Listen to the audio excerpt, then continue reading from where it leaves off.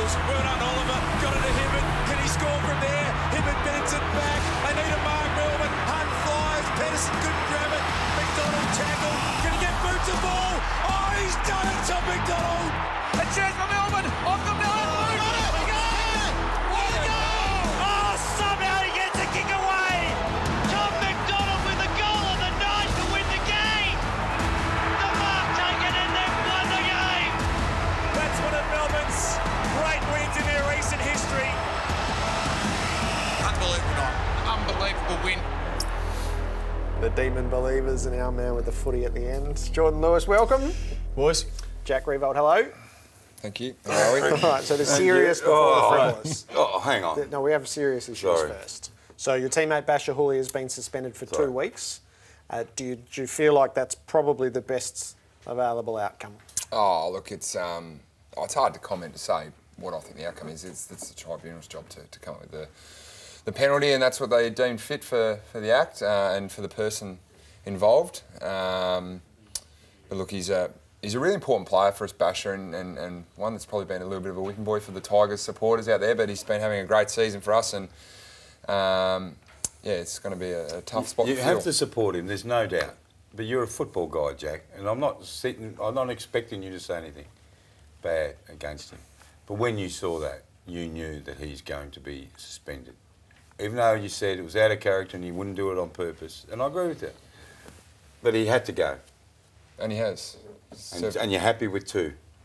Oh, I'd love for him to get no weeks. I need him to play. He's an important player. He's obviously going to get weeks. It's striking and it's referred straight to the tribunal. But that's not. I actually don't know. It's not my job to decide what the weeks are, and that's why we have a tribunal process, and that's what they've come up with. What do you think, Jordan? Yeah, it was interesting. But in saying that, we're not in the room, so you don't know what was discussed and what went on, and the character references, which obviously helped Malcolm Turnbull whilst in. So that was an interesting one, but I mean, the Tigers will be doing backflips. Would it be problematic as players of the game, and you can take the personalities out of it, if one man with a swinging arm who knocked an opponent cold to another who clipped a player with the edge of his elbow both ended up with the same penalty? Yeah, well, I think that's probably the flaw in the system, that if you think you haven't done anything wrong and you want to try and prove your innocence, you actually get penalised for that. I don't believe going to the tribunal and arguing your case and then being unsuccessful, then that deserves an extra week. I think you should go there if you really feel like you're innocent, plead your case, and then if it's not successful, well, then you still get that penalty that's in place. I don't believe in an extra week for just arguing the point. I agree with you. Jack?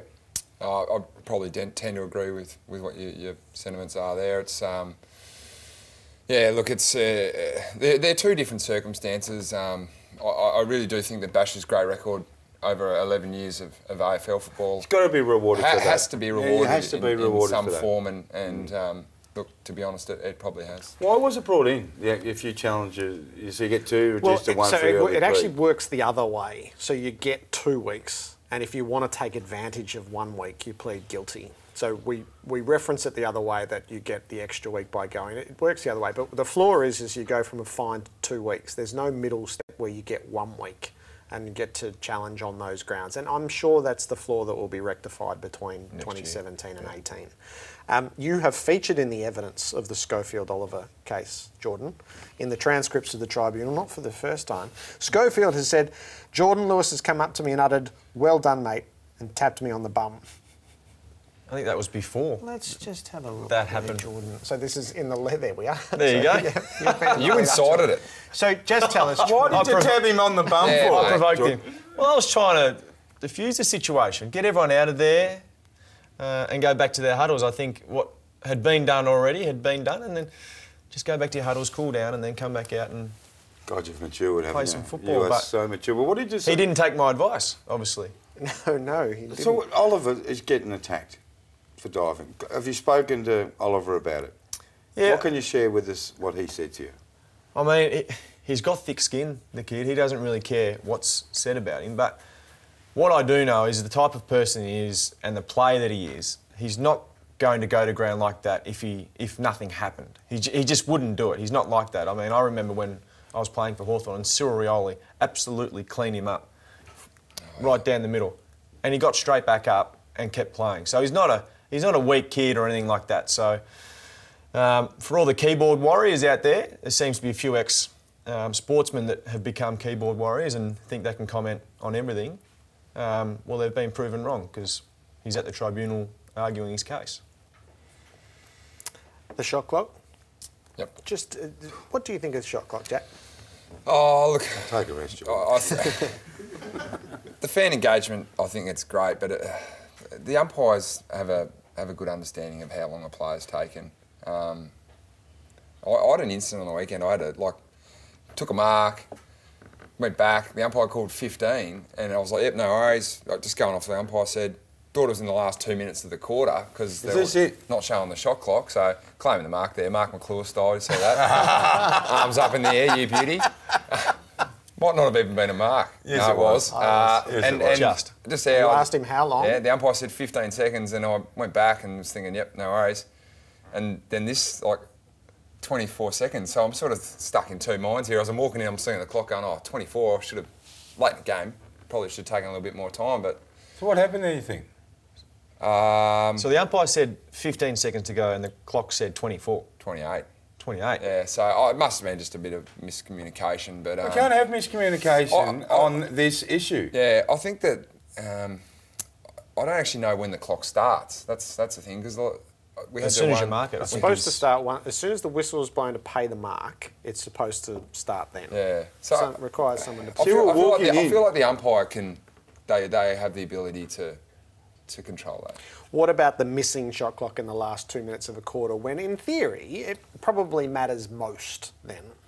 I probably would just do away with the shot clock at all and just have the umpires control it. So I heard the analogy on radio today, you don't take away the shot clock in basketball in the last 2 minutes, do you? You still need to have some concept of time, and now we have the time on the banner around the ground when there's less than 3 minutes to go as well. You can see I've caught myself looking at that. Certainly in the Sydney game, I knew there was about 2 minutes to go, and we were trying to win it. So I'm saying, look, hey, don't worry, there's 2 minutes to go here. We can win this. The shot clock has added absolutely zero to football. It's added pressure, a little bit of pressure to the umpires and whoever's controlling that they've got to get it right, and it just hasn't happened. And I'm with Jack. I think the umpires know roughly how long a player is taken. They can just control it. They don't need a clock to see whether it's been 25 seconds or 30 seconds. There's a feel for the game. You can feel if the guy's trying to suck time out of the game. Of course, isn't the umpire? It's his position to say, "Righto, Curry, go. Everyone, go at him now. Yeah. You've had your time." I think it was brought in for fan engagement, to get the crowd up and about, and I just don't think it's worked. The win in Perth and now the setup for Friday night against Sydney this is big time for Melbourne in what they're trying to do. Yeah, Melbourne haven't been on the Friday night stage for a while, and this is our only Friday night game for the year. So the boys are looking forward to it. They might not know their routine leading up into the game, but massive win over in the West Coast. We were down and out with probably 5 minutes to go. When McClure again. A second McClure. I thought it was a rugby scrum. So it's a huge opportunity for not only us as a club, but for the supporters to get there on a Friday night and show the improvement that we've made this year. It's so exciting when a team has not played in finals for a while and hasn't won a Premier. It is so damn exciting. But from your position, you've got to be walking around the club saying, "Hey, it's round 14. We are miles from the finishing line." Yeah, and we haven't spoken about finals. I would be surprised if any side had spoken about finals yet. But I suppose what we're giving to fans and even ex-players who haven't really followed the Melbourne Football Club in recent times are now starting to come back and enjoying going to the football, watching the Melbourne Football Club play, and proud of what we're doing. So I think the players understand that we bring fulfilment and enjoyment to others who might have lost their way in the last couple of years. And back to the Adelaide Oval. So this is really the only failing of the year for Richmond was at the Adelaide Oval. This time it's Port Adelaide, and you've got a pretty rich and storied history against them in recent times as well. So this is big time too. Yeah, we've had a bit of backroom stuff through the trading period as well. Kane Corn said that They hate Richmond. Chaplin went from Port to Richmond. Port Adelaide. Kane Corn said today that it goes all the way back like 20 years. Kane Corns is speaking on behalf of the Port Adelaide Footy Club. We did play 300 games there. Yeah, we beat him in their 300th. He's 300th too, I think. So, no, look, that is a cauldron, an absolute cauldron over there, and we've played some tight tussles over there. And do you like Port Adelaide? Seriously, are they as much as a rival as Kane Corn said today? Oh, look, we've played in some big games. We played them in a final. We've taken Troy Chaplin from them. Then there was a bit of a celebration that didn't go down too well with the Port Adelaide thing, but it's basically all games are a big one. But we've had a little bit of pass, but I wouldn't say we were rivals. I would have thought Adelaide would be their rival. You just had a go at Kane. He did play 300 games. He's a legend of the club. Great player, 300 games of AFL footy. That's a great achievement. So there's plenty at stake, clearly. It's good. It's great. The greatest, which is tomorrow night, is the greatest big hits of all time. So we had Alan Richardson in that chair last night. He's going to be high. You're going to feature and you're going to be pretty high as well, Geordie. Yeah, it was something I can't really say that I remember too much, but I mean, it's always a topic of conversation, concussion, and there's been recent concussions that have happened, and I mean, I've always said if I had my time again, I would have had a little bit of a break from football, and I still think that should be the case for guys who get concussed and knocked out during a game. Question? If you knew that Harbrow was coming and that was going to be the result, would you get out of the way, or would you still wear it and take what happened for the next 5-6 weeks after it? No, you wouldn't get out of the way, but you maybe have put my arms up to try and protect myself. Because it's funny, you know, people go, "Oh, how brave going with the ball." No, I didn't know. I didn't know he was there. And you're out for 5 weeks. You think, I mean, God. Sam Mitchell's a pretty good kick, so I thought he was kicking me the ball in open spaces, and there Harbrow was. But yeah, it was a big hit. It was a big hit. You played the next week, didn't you?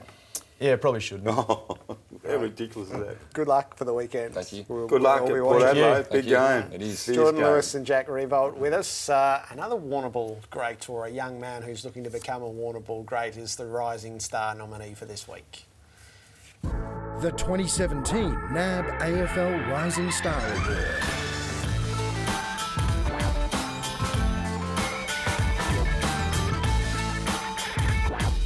That effort so far. Ryan Lester probably is just his leadership, and he's really good to play with and go out there with. There's nothing like the feeling when you run out in front of the crowd and you kick a goal or something like that. It's pretty awesome. First thing was really good. I think Sammy Powpepper from Port, just that mature body. Team NAB AFL Rising Star Award.